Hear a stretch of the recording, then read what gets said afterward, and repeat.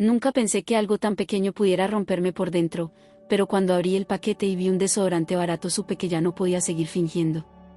No era por el objeto en sí, era por todo lo que representaba. Tengo 26 años, soy mujer y vivo con mis padres en las afueras de Madrid. Tengo 2 hermanos menores, Álvaro y Lucía. Y desde hace años, soy yo quien mantiene esta casa a flote. Fui la primera en empezar a trabajar. Mientras mis amigos viajaban o estudiaban másteres, yo encadenaba turnos. Durante mucho tiempo solo trabajábamos mi padre y yo. Mi madre siempre estaba mal, cansada, con dolores, con ansiedad. Pasaba los días sentada viendo la tele. Con los años entendí que su enfermedad era más una lección que una condición. Cuando mis hermanos terminaron el instituto, empezaron a trabajar, por poco tiempo. Álvaro fue despedido por robar material. Lucía decía que su salud mental no le permitía cumplir horarios. Al final, volví a ser yo la red de seguridad. Acepté horas extra, proyectos freelance, ascensos que venían con más carga y menos vida. Hoy gano más que la mayoría de gente de mi edad, pero el 70% de mi sueldo se va en esta casa. El resto apenas me alcanza para existir. Trabajo fuera y dentro. Limpio, cocino, hago la compra, organizo pagos. Nadie me da las gracias. Mi padre cree firmemente que eso es cosa de mujeres. Discutir no sirve. Cada vez que intento poner límites, mi madre me dice que si no me gusta, me vaya. Sabe que no puedo, o eso cree. El mes pasado fue el cumpleaños de Lucía. Fiesta sorpresa, restaurante caro, invitados. Tu padre lo paga, dijeron. Al final, apareció llorando, se había endeudado con gente peligrosa. Pagué yo. Este mes, Álvaro recibió una consola nueva. Y yo, un desodorante. Ni tarta. Ni cena. Nada. Cuando exploté, me llamaron ingrata. Mi madre lloró. Yo me encerré en mi habitación preguntándome cuándo me convertí en esto, una hija útil, pero prescindible. Esa noche entendí algo. No era cansancio. Era tristeza. Y estaba harta de regalar mi vida a quien solo me quería mientras pagaba. Esa noche casi no dormí. No porque estuviera enfadada, sino porque por primera vez dejé de justificarlo todo.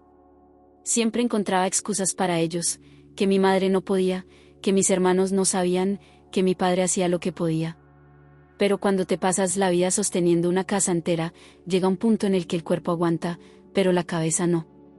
Al día siguiente fui a trabajar como siempre.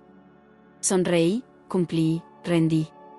Mis compañeros me felicitaron por un nuevo proyecto que me habían asignado. Vas como un cohete, me dijeron. Y yo asentí, sintiéndome un fraude. ¿De qué me servía avanzar si no tenía nada propio? Ni coche, ni ahorros, ni planes. Solo responsabilidades que no me correspondían.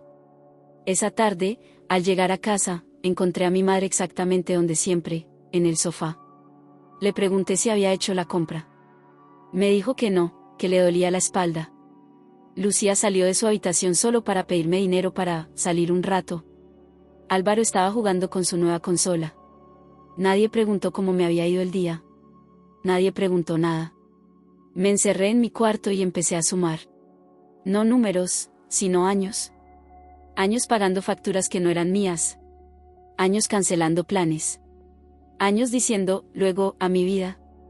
Y entonces me pregunté algo que nunca me había permitido pensar, ¿qué pasaría si dejo de estar? No morir. Irme. La idea me dio miedo y alivio. Como si alguien hubiera abierto una ventana en una habitación sin aire. Empecé a buscar pisos en secreto. Estudios pequeños, lejos del barrio. Nada lujoso. Solo un sitio donde nadie me pidiera nada. Durante las siguientes semanas hice algo impensable, reduje lo que aportaba en casa. Solo pagué lo mínimo. Guardé el resto. Cuando preguntaban, decía que el dinero del extra tardaría en llegar. Mentir me hacía sentir culpable, hasta que recordaba el desodorante. Un día, mi madre volvió a decirme, si no estás a gusto, ya sabes dónde está la puerta. Esta vez no respondí. Sonreí por dentro. Porque por primera vez, sabía que tenía razón. Y esa puerta empezaba a parecerme una salida. Ahorré durante casi 2 meses sin que nadie lo notara. Cada euro que no iba a la casa lo guardaba como si fuera un secreto peligroso. Y lo era. Porque si mi familia se enteraba de que estaba planeando irme, habrían hecho todo lo posible por impedírmelo. Encontré un estudio pequeño en Móstoles. Nada especial, una habitación, una cocina diminuta y un baño viejo. Pero cuando entré por primera vez, sentí algo que nunca había sentido en mi casa: calma. Silencio. Nadie gritaba mi nombre. Nadie esperaba nada de mí. Firmé el contrato sin decirle a nadie. Recuerdo perfectamente cómo me temblaba la mano al estampar mi firma. No por miedo a equivocarme, sino por lo real que se volvía todo. Ya no era una idea. Era una decisión. Una semana después se lo dije a mis padres. Esperé a una noche, tranquila, si es que eso existía en esa casa. Les dije que me iba a mudar, que necesitaba independencia. Mi padre se quedó en silencio. Mi madre explotó. ¿Tan mal te tratamos?, dijo. Todo lo haces drama. Le respondí con la frase que ella me había repetido durante años. Siempre me dijiste que buscara mi propia casa. No le gustó. Dijo que era sarcástica, que yo manipulaba sus palabras. Que después de todo lo que habían hecho por mí, les pagaba así. No discutí. Por primera vez, no expliqué nada. Simplemente dije que ya estaba decidido. Nadie me ayudó a hacer las cajas. Nadie. Mi familia protestó quedándose de brazos cruzados. Así que pedí ayuda a dos compañeras del trabajo, Marta y Nuria. Cuando les conté la verdad, se quedaron en shock. ¿Y sigues ayudándoles?, me preguntaron. No supe qué responder. El día de la mudanza fue extraño. Nadie se despidió. Nadie me deseó suerte. Salí de esa casa con 4 cajas y una maleta, sintiéndome culpable, pero ligera. La primera noche en mi piso hice algo ridículamente simple: me tumbé en la cama y miré el techo durante horas. Nadie me llamó. Nadie me pidió nada. Nadie me reclamó. Y ahí entendí algo importante. No era yo la que no sabía vivir. Era ellos los que no sabían dejarme vivir. Las primeras semanas viviendo sola fueron raras. Buenas, pero raras. Me despertaba sobresaltada pensando que había olvidado pagar algo o que alguien iba a llamarme para pedirme dinero. Pero el móvil permanecía en silencio. Demasiado silencio. Amueblé el piso poco a poco. Una mesa de segunda mano, una lámpara fea pero funcional, una planta que casi se muere la primera semana. Hice una pequeña fiesta de inauguración. Nada grande, vino barato, pizza y risas. Por primera vez, la gente entraba en mi casa sin exigirme nada. También empecé a tener tardes libres. Quedaba después del trabajo, salía a caminar, incluso empecé a ver a alguien que una amiga me presentó. Antes, cualquier plan era interrumpido por una urgencia familiar. Ahora, no había excusas. Y eso me daba vértigo. Durante todo ese mes, nadie de mi familia me escribió. Ni un ¿estás bien?, ni un reproche. Nada. Al principio dolía. Luego me acostumbré. Me prometí no ser yo la que volviera a tirar del hilo. Siempre había sido así: ellos rompían, yo arreglaba. Esta vez no. Hasta que una tarde, en pleno trabajo, sonó mi móvil. Era mi madre. Contesté con el corazón acelerado. No preguntó cómo estaba. No preguntó nada. Directamente dijo: ¿dónde está el dinero? Me quedé en silencio. Tardé unos segundos en entender que hablaba del ingreso mensual. Le recordé que ya no vivía allí. Parecía haberse olvidado. Entonces empezó, que cómo iban a sobrevivir, que qué clase de hija abandona a su familia, que sus hermanos no podían trabajar ahora. Le dije algo que nunca había dicho en voz alta. Tenéis 2 hijos adultos. Haced un plan. Me llamó insensible. Yo le respondí que no iba a enviar ni un euro. Colgué. Me volvió a llamar. No contesté. Mi padre llamó después. Tampoco. Ese día entendí algo muy claro: no me echaban de menos. Echaban de menos mi dinero. Y esa certeza, por dura que fuera, me hizo más fuerte. Después de colgarles, sentí una mezcla extraña de culpa y alivio. Culpa por años de condicionamiento. Alivio porque, por primera vez, no cedí. Pasaron un par de días tranquilos y empecé a pensar que quizá, solo quizá, habían entendido el mensaje. Me equivoqué. Era viernes por la noche. Estaba en casa con Marta, Nuria y 2 amigas más. Habíamos decidido hacer algo tranquilo, libros, vino y charla. Nada de ruido. Nada de líos. Hasta que alguien empezó a golpear la puerta del edificio con violencia. Al principio lo ignoramos. Pero los golpes se hicieron más fuertes. Voces. Gritos. Mi nombre. Cuando abrí la puerta del piso, me encontré con una escena surrealista: mi padre, mi hermano Álvaro y Lucía discutiendo con el conserje. Exigían subir. Decían que eran familia. El conserje me miró esperando confirmación. Le dije la verdad, los conocía, pero no eran bienvenidos. Mi padre dijo que solo quería hablar. Le señalé el reloj, las 10 de la noche. Le pregunté cómo habían conseguido mi dirección. Lucía respondió, muy orgullosa, que una amiga me había visto en el complejo. Luego miró mi salón y soltó: Vaya, vives bastante bien, ¿no? Y entonces preguntó si podía mudarse conmigo. No pude evitar reír. Le dije que no pensaba mantenerla ni limpiar detrás de ella. Que no había olvidado cómo habían sido las cosas. Mi padre se enfadó. Dijo que no se irían sin arreglar esto. Álvaro empezó a gritar. Me llamó egoísta delante de mis amigas. Luego me empujó para entrar. Empezaron a tocar mis cosas, a mover muebles, a decir que todo eso lo tenía gracias a ellos. Me puse a llorar. Les pedí que pararan. No lo hicieron. Por suerte, Marta había llamado a seguridad. Cuando llegaron, mi padre y mi hermano se negaron a irse. Incluso forcejearon. El ruido fue tal que acabaron llamando a la policía. Esa noche, vi a mi padre y a mi hermano esposados en el portal de mi edificio. Y supe que había cruzado una línea. Pero también supe que ellos la habían roto primero. Esa noche casi no dormí. No por arrepentimiento, sino por shock. Ver a la policía llevándose a mi padre y a mi hermano fue algo que nunca pensé que viviría. Parte de mí seguía esperando despertarse y descubrir que todo había sido una pesadilla. Pero no lo fue. A la mañana siguiente tenía llamadas perdidas de números desconocidos. No devolví ninguna. Fui directamente a hablar con el administrador del edificio y luego a comisaría. Me temblaban las manos mientras declaraba, pero no cambié ni una palabra. Conté exactamente lo que pasó: la intrusión, los gritos, los destrozos, las amenazas. El agente me miró y me dijo algo que se me quedó grabado. Esto no es un conflicto familiar, es un delito. Y tenía razón. Presenté cargos. No por venganza, sino porque entendí que si no lo hacía, ¿volverían? Siempre habían funcionado así, presionando hasta que yo cedía. Esta vez no. Mi madre me llamó llorando desde un número oculto. Decía que cómo podía hacerles eso, que era una exagerada, que estaba destruyendo a la familia. Le respondí algo que jamás había dicho. La familia no entra por la fuerza en tu casa ni te exige dinero. Colgué.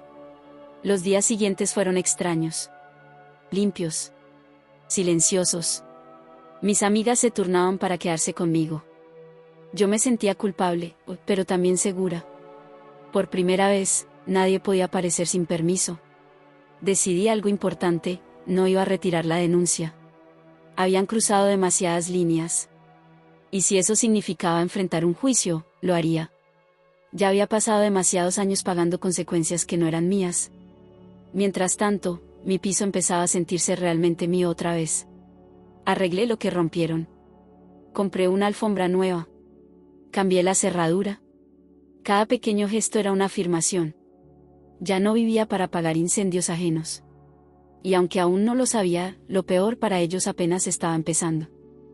El proceso legal fue más rápido de lo que esperaba, pero emocionalmente fue agotador. Nunca te preparan para sentarte frente a tu propia familia en una sala fría, con un juez escuchando cómo se desmorona lo que una vez llamaste hogar. Mi hermano tenía antecedentes por pequeños robos. Yo no lo sabía oficialmente, pero el juez sí. Eso cambió todo. No hubo indulgencia ni discursos paternalistas. Álvaro fue condenado a varios meses de prisión. Cuando escuché la sentencia, no sentí alegría. Sentí vacío. Como si algo que llevaba años roto por fin se hubiera reconocido oficialmente. Mi padre no entró en prisión esa vez, pero salió del juzgado con una multa elevada y libertad condicional. El juez fue claro: cualquier incumplimiento, cualquier altercado más, lo devolvería directamente a la cárcel. Nunca lo había visto tan pequeño. Mi madre no dejó de llorar durante toda la vista. No me miró ni una sola vez. Yo tampoco la miré. No por rencor, sino porque entendí algo doloroso. Ella no me veía como una hija, me veía como un recurso. Después del juicio, varias personas se me acercaron. Vecinos, conocidos, incluso un primo lejano. Todos con la misma frase.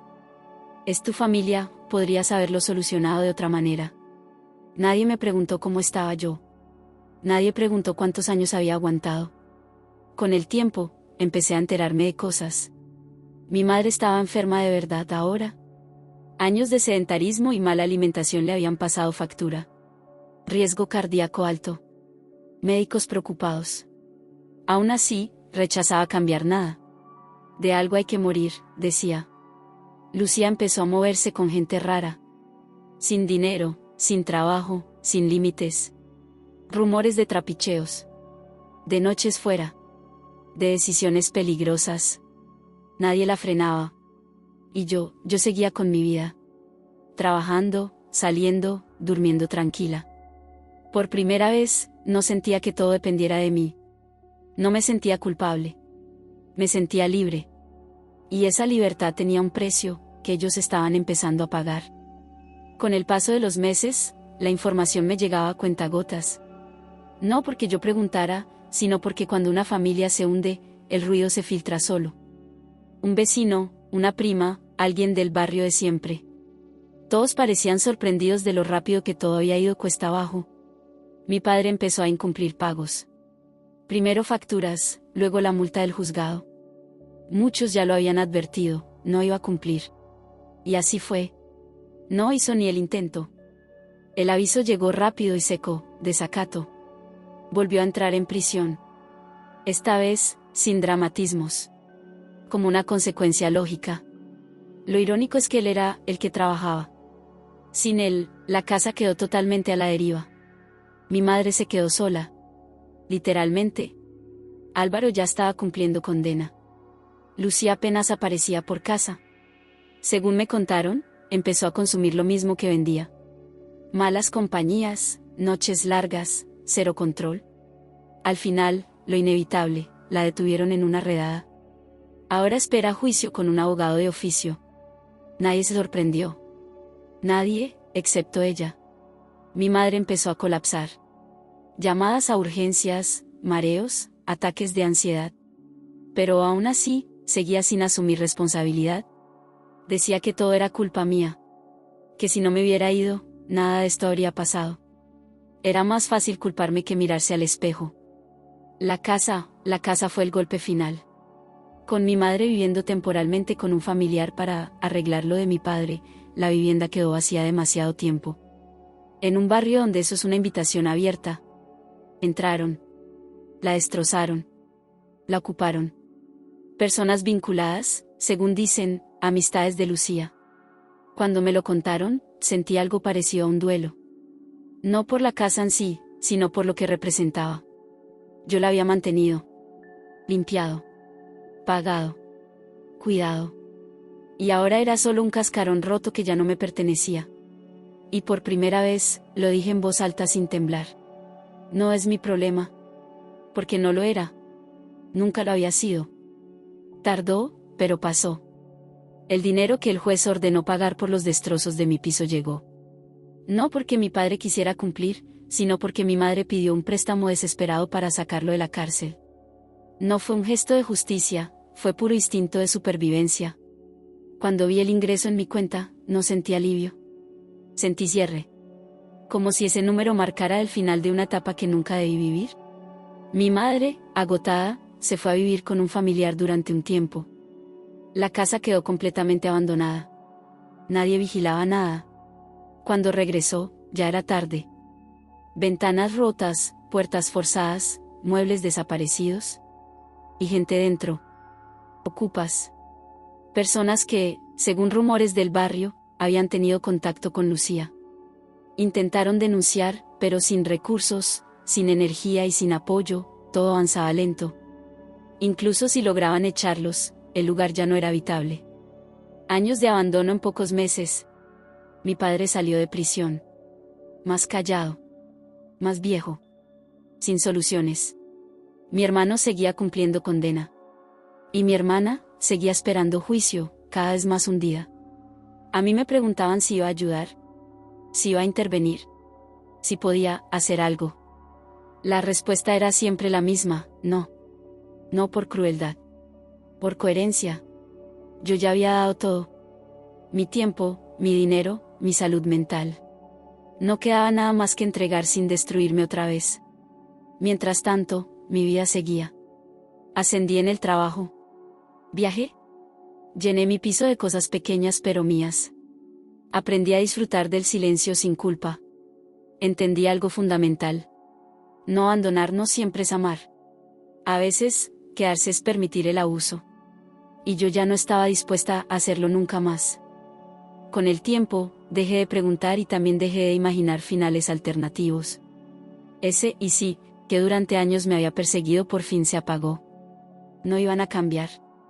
Nunca lo hicieron cuando yo estaba, y no iban a hacerlo ahora que no podían usarme. Mi madre seguía enfermando, pero rechazaba cualquier ayuda que no fuera económica. No quería terapias, ni cambios, ni responsabilidad. Solo dinero. Mi padre sobrevivía a base de favores y silencios. Mi hermano contaba los días entre rejas. Mi hermana esperaba una sentencia que probablemente marcaría su vida para siempre. Y por primera vez, nada de eso me quitaba el sueño. No porque no me importaran, sino porque entendí que cargar con vidas ajenas no te hace buena persona, te hace prisionera. Empecé terapia. No porque estuviera rota, sino porque necesitaba aprender algo nuevo, ponerme a mí en el centro sin sentir vergüenza. Aprendí a reconocer la manipulación, a no reaccionar a la culpa, a no confundir sangre con obligación. Un día, mi terapeuta me dijo algo que lo cambió todo. No perdiste una familia. Te perdiste a ti intentando sostenerla. Y tenía razón. Hoy, cuando entro en mi piso, respiro. No hay gritos. No hay exigencias.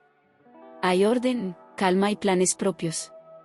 He construido relaciones donde el cariño no viene con factura. A veces me preguntan si me arrepiento. Si volvería atrás. La respuesta es sencilla y honesta. No. Porque salvarme no fue egoísmo. Fue supervivencia. Hace unos días encontré el desodorante. Estaba en el fondo de un cajón, sin abrir. Lo había guardado casi por inercia cuando me mudé, junto a cosas que no sabía si tirar o no. Lo tuve en la mano un buen rato. Era un objeto ridículo, y, aún así, lo había cambiado todo. No lo guardé por rencor. Lo guardé porque ese fue el momento exacto en el que desperté. El instante en el que dejé de justificar, de minimizar, de convencerme de que no era para tanto. Ese regalo no fue el problema. Fue la prueba final. Hoy mi vida no es perfecta. Trabajo mucho. Sigo aprendiendo a descansar sin sentir culpa. A veces me siento triste cuando pienso en lo que mi familia pudo ser y no fue. Pero ya no siento rabia. Y eso es libertad. Mi piso ya no está vacío. Tiene fotos, libros, plantas que sí sobrevivieron. Tiene risas los viernes y silencio los domingos. Tiene decisiones propias. Tiene futuro. No sé qué será de ellos. Y, por primera vez, acepto no saberlo.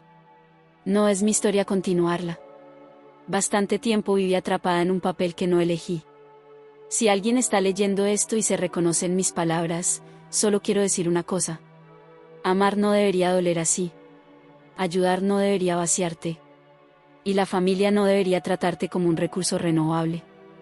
A veces, el acto más valiente no es aguantar. Es irse. Cerré el cajón, dejé el desodorante ahí y sonreí.